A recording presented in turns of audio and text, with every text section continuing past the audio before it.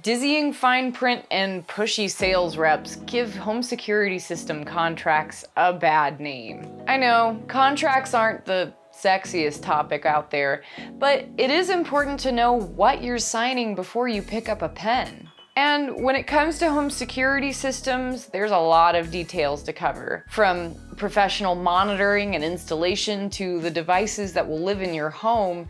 You need to spell everything out, literally. So how do you make sense of what you're about to sign, and what should you ask before choosing a home security system? We've got 7 good questions to ask before you sign any contracts. And stick around to the end of the video and get a few tips on how to avoid the contract altogether. But first, like and subscribe to Safewise here on YouTube for videos like this one every week from myself and our other expert, Rebecca Edwards. All right, let's get started. You may not plan on canceling your home security service, but contracts can last up to 5 years. And they can hold you liable for a large percentage of remaining monitoring, equipment, and installation fees. ADT's traditional plan, for example, holds you accountable for up to 75% of the remaining costs. And Vivint requires a written notice 30 days before you plan on terminating, and an early termination fee which equals any outstanding current fees plus half of what you will have to pay if you stayed in the contract. So in many cases you can cancel, but not without paying a large lump sum or jumping through a few hoops. We're not here to badmouth either of these companies, but we do think it's important that you know what kind of fees you might face if you cut your contract short. If you're settled in, a 3-year home security contract feels like a sneeze compared to a 30-year mortgage. That is, until you or your partner gets transferred to another state for work. Unexpected and expected moves happen for tons of reasons, and throwing in a home security system into the mix can just really complicate things. Professionally installed systems especially can be a bear to deal with when getting a new address. Before you sign a contract, be sure to ask the representative or whoever you're talking to what happens if you move. Do you get to transfer your contract and equipment?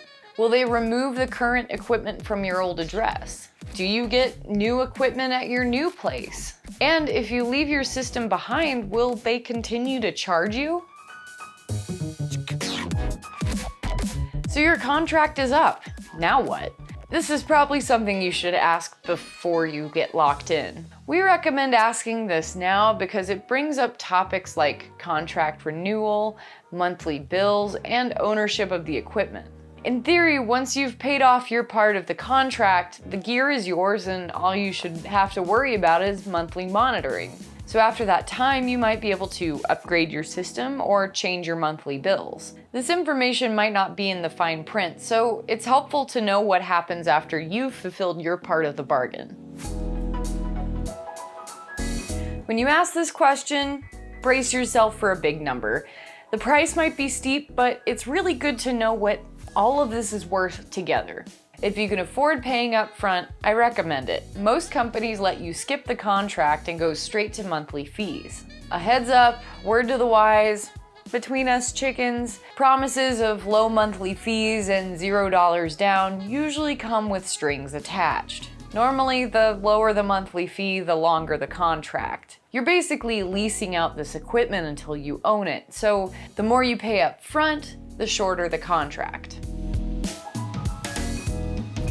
Whether you're buying a house, a car, or a home security system, credit checks are pretty standard for big purchases. And even if you have a good credit score, it's nice to know when a company is checking up on your finances. This also tells you that if your credit isn't up to their standards, they might change their terms or refuse service altogether.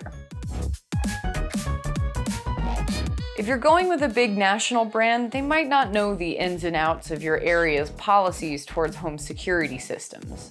But there are different laws across the country regarding permits for home security systems and even things like false alarms. And these laws vary between counties as well as states. So we recommend checking in with your city or county before signing a contract. Customer service and installation reps won't always go over this with you when at the right time. And as we all know, technology doesn't always cooperate. Many companies keep their equipment under warranty or give you a window of time to get repairs. For an example, we looked at Vivint's contract. Vivint will repair or replace any defective part 120 days after professional installation. After that time, or if you self-installed, Vivint will send you a replacement for any defective part. The trick is you have to be the one who physically replaces it. If they have to come in person, you might have to pay for service fees plus tax.